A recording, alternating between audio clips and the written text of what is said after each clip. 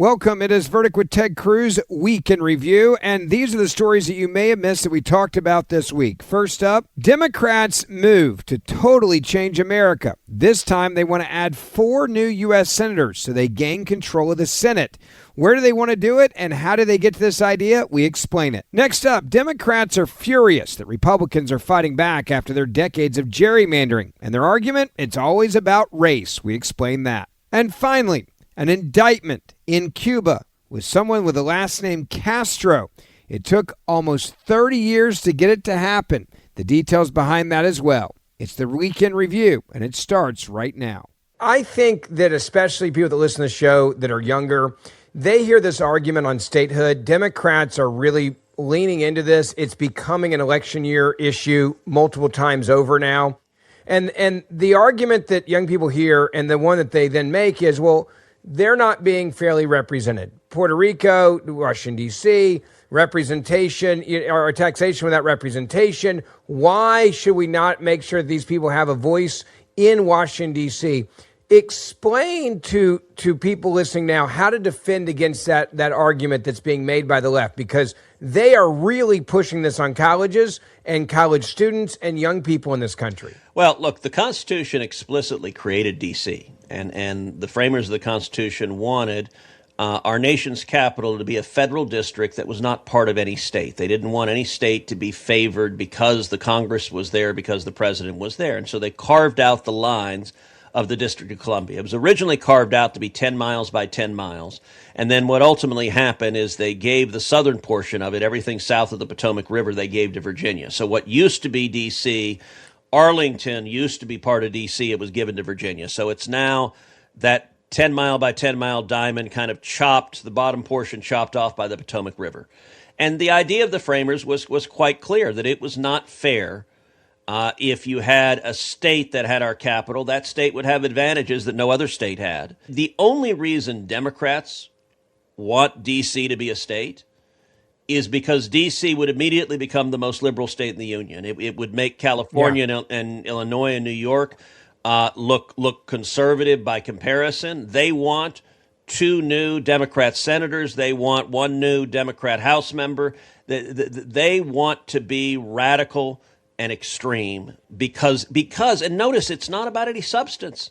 Go back to Kamala's list. Is there a single policy she listed that impacts your life, that is about your job, that is about your kids, that is about your family? No, the only focus is power. By the way, if D.C., if they were likely to vote Republican, you would see Democrats saying making D.C. a state is Jim Crow.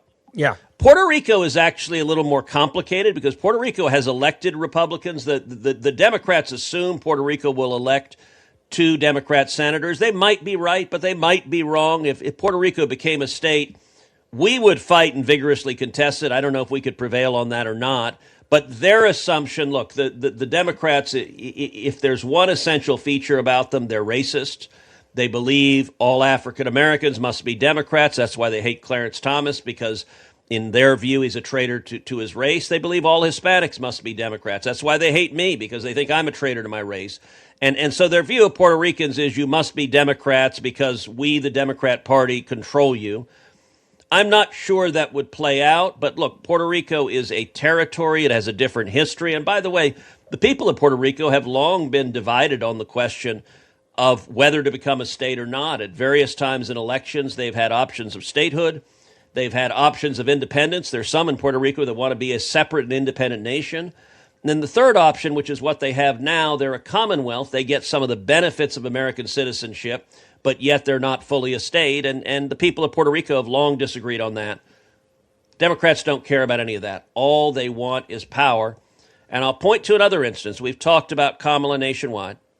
We've talked about Virginia and Governor Spanberger, both gone wild. And then you look at California. So, all right, here's a story in the New York Post, May 16th.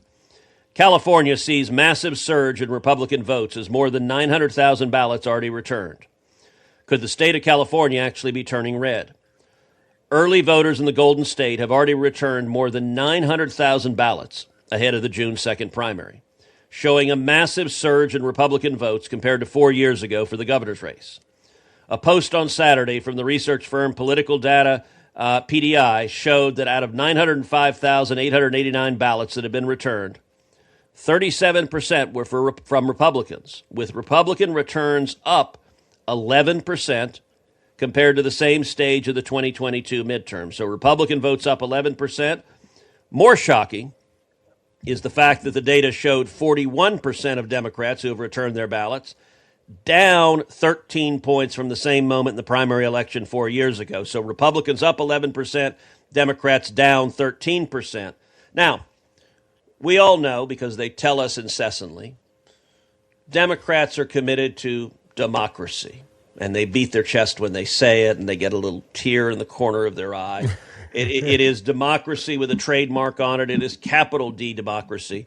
And by democracy, what do they mean? They mean any decision-making apparatus that elects Democrats. That's how they define democracy. If the voters vote for something they don't like, to hell with the voters. The Democrats want what they want.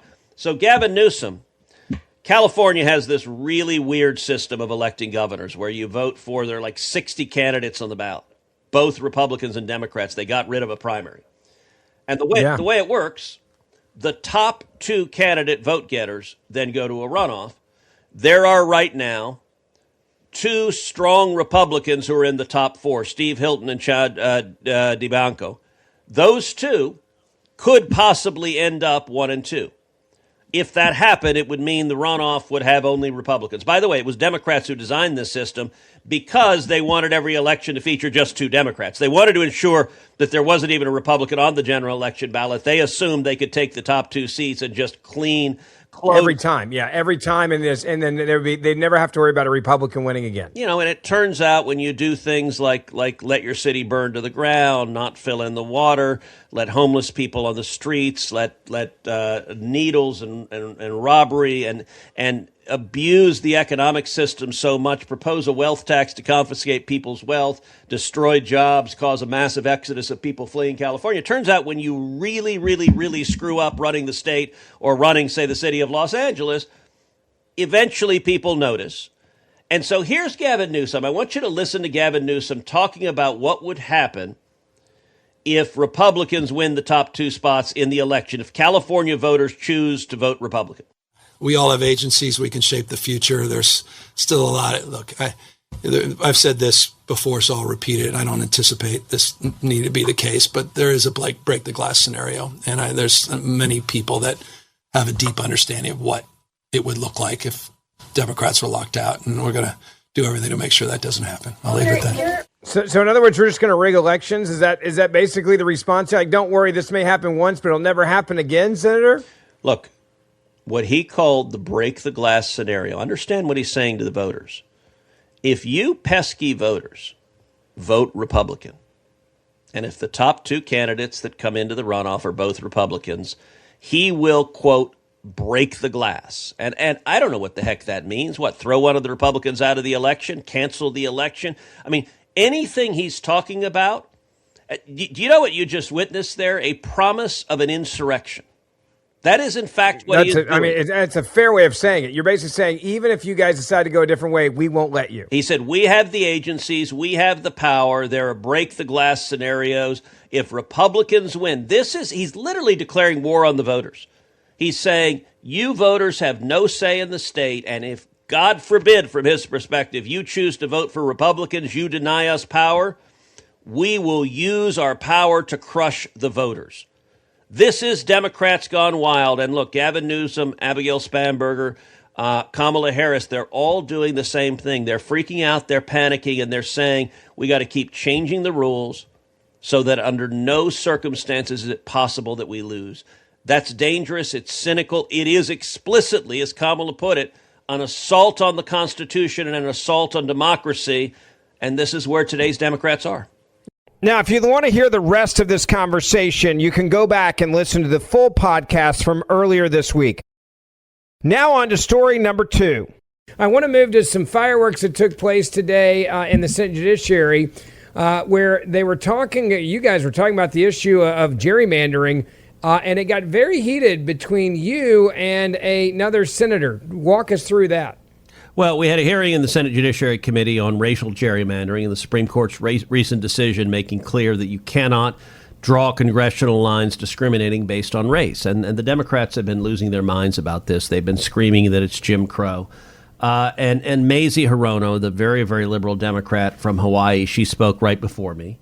And she gave a whole speech about how how Republicans are racist, how they want to hurt minorities, and it was just it was a typically vicious, false, slandering speech. I'll tell you, I had a whole set of remarks prepared for me. I had a whole set of questions prepared for me. I did not ask a single one of the questions my team had prepared. What I did instead was just off the cuff. It was reacting to Mazie Hirono's comments. Give a listen and hear what I had to say. Mr. Chairman, just a moment ago, our colleague Senator Hirono said there's a lot more to say, and indeed she's right. And in fact, I want to go back to her comments. She began by saying we have a long history of racial discrimination in this country. That's undoubtedly correct. And then she said, quote, we had poll taxes, we had literacy tests, we even had tests of how many jelly beans are in a jar. Mr. Chamberlain, when Senator Hirono says we had poll taxes, I want to ask you who we is, and in particular, what party was it that implemented poll taxes in the South? I mean, I don't want to necessarily speak in every single case, but I'm pretty confident it was mostly the Democrats. And what party was it that put literacy tests in place in the South? Same answer, mostly the Democrats. And what party was it that had tests like how many jelly beans are in a bottle? The Democrats. Tell me, what party were the founders of the Ku Klux Klan from? I'm pretty sure that was the Democrats. Indeed. In fact, Nathan Bedford Forrest, the founder of the Klan, was a delegate to the 1860 Democrat National Convention. What party wrote the Jim Crow laws in the South? The Democrats. And so on this side of the aisle were members of the Republican Party. Who was the first Republican president? Abraham Lincoln. The Republican Party was literally founded to oppose slavery. We came into existence because slavery was a grotesque evil, and it was President Lincoln, the first Republican president, who signed the Emancipation Proclamation, who won the Civil War, and that resulted in the freeing of the slaves and the passage of the 13th, 14th, and 15th Amendments. By the way, fast forward to the Civil Rights era. Bull Connor, one of the most noxiously racist politicians, what party was he from? He was a Democrat. The Democrats, for the entire history of their party, have been a party based on racial discrimination. They affirmatively embrace it. They support it. Let me ask you, Mr. Grime, is discriminating based on race consistent with the United States Constitution? No. What does the 14th Amendment say about discrimination based on race? It's prohibited. What does the 15th Amendment say about discriminating based on race, and in particular drawing congressional lines and explicitly discriminating based on race? It's prohibited. Now, the Democrats are fond of telling this story that is, and I wish I could find a kinder way to say it, a flat-out lie. That without discriminating based on race, that no African Americans will be elected and no Hispanics will be elected. Indeed, there was one fellow online who was a vocal left-wing spokesperson who tweeted out, if I'm advising anybody to run for president, they sure as hell better have a solution to how you make sure that it's not another 100 years before another black person can represent South Carolina. So that's a typical Democrat statement, that we cannot elect a black person in South Carolina without discriminating based on race. I want to ask you, Mr. Chamberlain, who is the junior senator from South Carolina right now? That would be Tim Scott. And, all right, I'll tell you what I said online. I said, hey, Grok, who is Tim Scott? And why do Democrats think he isn't black? And by the way, was Tim Scott elected because of a gerrymandered district drawn only to elect an African American? No, he won statewide. He won statewide. By the way, the Democrat position is you can only elect African Americans with a gerrymandered district. I will point out Burgess Owens, an African American, is elected in a majority white district in the state of Utah. He's a Republican. Byron Donalds, another African American, is elected in the majority white district in Florida. He is a Republican. John James, another African American, is elected in the majority white district in Michigan. He is a Republican. And my own congressman, Wesley Hunt, who represents me in the House of Representatives, he is elected in the majority white district. He is a Republican. And yet, in the Democrats' world, you're not black if you're not a liberal Democrat. There is an arrogance to African American voters.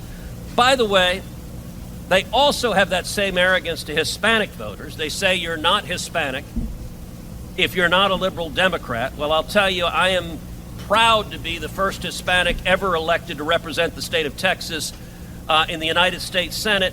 And Mr. Chamberlain, in my election in Texas, was I elected in the gerrymandered district that could only elect an Hispanic? No, you were elected statewide.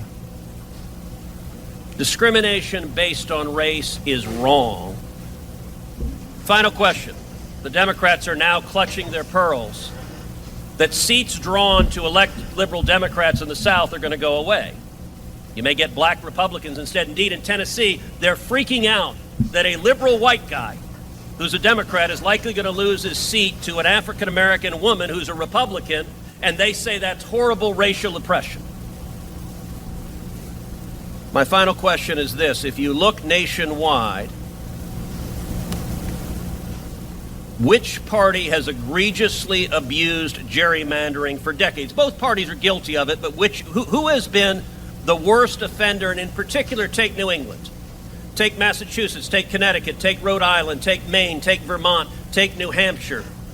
How many Republicans are elected from all of New England in the House of Representatives? I think the answer to that is zero. Zero. They've drawn every district in a naked gerrymander, and yet they're very upset that their illegal pursuit of power has now been stopped by the Supreme Court that is enforcing the Constitution and prohibiting the racial gerrymandering and discrimination their party is built on. Senator Padilla. Mr. Chairman, part of personal privilege. Sure. I feel personally aggrieved to sit here and to be lectured by my colleague from Texas. And this reminds me of the time when he was first elected to the Senate and the Judiciary Committee had a hearing on gun safety, and he felt a need to lecture Dianne Feinstein, who was a leader on gun safety legislation, and he took that opportunity to lecture Dianne Feinstein about gun safety and her leadership on the issue. And she said to him something along the lines of, I did not sit here on this committee for however many years she did, only to be lectured by you, and that is how I feel. So why don't you just stop lecturing the rest of us? Just because you think you are the smartest person in the world doesn't mean the rest of us agree to that, okay? Thank you. Senator Hirono, Senator, I knew Dianne Feinstein. I served with Dianne Feinstein, and you're not Dianne Feinstein. All right, Senator Padilla. Senator, I just got one question for you. You're not a big morning person, so who made you mad this morning, and what did you eat? Because that was brilliant. Well, look, I couldn't stand seeing the Democrats being hypocritical and dishonest. And, it was striking. Mazie Hirono said, I'm offended that you said this. You know what she didn't do? She didn't dispute a single word I said, because every word I said was factual. She didn't dispute that her party has been viciously racist since the very beginning of that party, that it embraces racial gerrymandering. Like every word of substance, and this is a classic Democrat tactic, how dare you speak the truth? I'm offended by the truth. And obviously my reference at the end, I was quoting a Democrat. If you'll recall, when George W. Bush, or not George W. Bush, George H.W. Bush was running for president, and he was running with Dan Quayle. And he was running against Michael Dukakis, and his running mate was Lloyd Bentsen, and Lloyd Bentsen was a senator from Texas. And Dan Quayle, when he was nominated to be vice president, was a very young senator. I think he was 41 or 42, and he did not have a ton of experience. And in the vice presidential debate between Dan Quayle and Lloyd Bentsen, Dan Quayle had a riff that I suspect was prepared by his team, where he said, look, I'm the same age that John Kennedy was when he became president. And it was, I think, their line to say, gosh, I'm not inexperienced because Kennedy and I are the same age. And Lloyd Bentsen looked at him and said, Senator, I knew Jack Kennedy. Jack Kennedy was a friend of mine. I served with Jack Kennedy. Senator, you're no Jack Kennedy. And that obviously was the riff I was using for Maisie. Dianne Feinstein, my first year, we did have a fiery blow up over gun control because she was a big advocate of gun control. I am a big defender of the Second Amendment. And when I asked her a specific question about the constitutional basis for what she was proposing, she got very upset. And she, much like Maisie Hirono, she said, I am not a sixth grader. And she was horrified that I would actually ask her the constitutional basis for what she was trying to do. Maisie does not have, she could not refute a word I said. So instead, she resorted to insults and emotional offense. And look, I think that's a fairly typical example of where the Democrats are. Truth and facts are not their strong points, and they're not going to engage in them. Instead, they're going to try to engage in deception. And sadly, that was the entire Democrat theme in the entire hearing. As before, if you want to hear the rest of this conversation on this topic, you can go back and download the podcast from earlier this week to hear the entire thing. I want to get back to the big story, number 3 of the week you may have missed. I want to move on to what we talked about in the last show has now become a reality, and that is Raul Castro has been indicted. This is bringing lots of celebration to the Cuban community down in Florida. A lot of excitement also in Cuba because of this, and we've seen some of those videos have been able to get out of the country with limited access to the internet there. But this is a very big moment for justice, and now there couldn't be more of a stark difference between having a former President Barack Obama that would sit down with this man who's now been accused of murder by the United States of America, indicted for that. He sat down with him in a baseball game, hung out with him, and now Donald Trump's like, no, we don't do that with bad guys. We don't negotiate with them. We indict them. Well, forget the Cuban community in Florida. This Cuban American in Houston, Texas, in my laundry room, thankfully not surrounded by cat crap right now, is celebrating because Raul Castro has been indicted. Let me read from Fox News.